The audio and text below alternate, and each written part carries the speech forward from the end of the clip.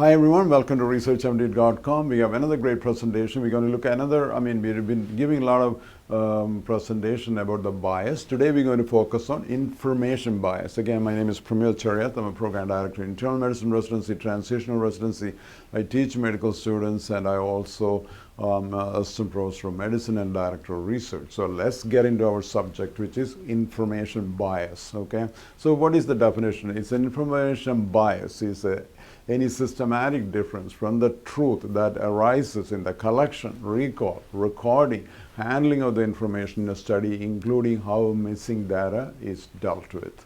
So what are the different types? One, you got recall bias. Number two, you got observer expectancy bias.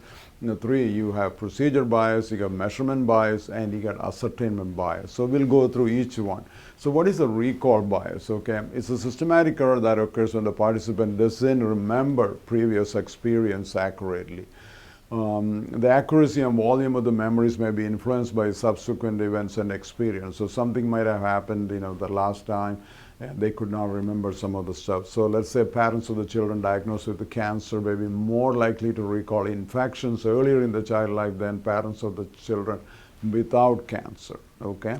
So that is called recall bias. Now, what is the observer expectancy bias, which is also called a Pygmalion effect, and because the subconscious influence, let's say you set up a study, you already know which one works and which one doesn't work, right? So when you do the analysis can affect. That's why to correct this is important to do the randomized placebo control to fix this problem. So the participant don't know where they're part of the group A or B. If they unconsciously, if you know which the patient belongs to which group, it can affect your outcome. That is observer expectancy bias. So you can fix it by making your study a randomized control study with the blinding.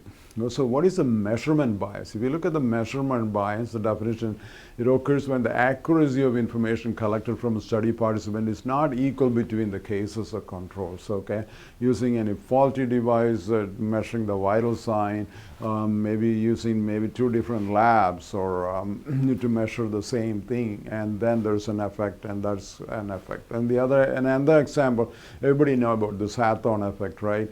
If you put the group in and you consciously watching them and they change their behavior when they know somebody is watching them, that's the Hawthorne effect. Now procedure bias, procedure bias is it's a type of research bias that happens when the participants in the study are not given enough time to complete a survey, like kind of rushing through. Some people can have like 5 minutes, some of them have like 15 minutes.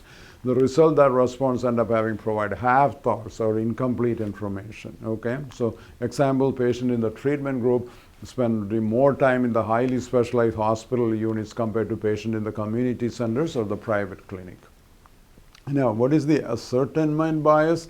It generally refers to a situation in which the way data is collected more likely to include some members of the population than the others. Okay, this can happen when there is an intense surveillance or screening for the outcome of interest in certain population. Let's say an example, one might find a higher rate of breast cancer in a richer population with easy access to mammography, right?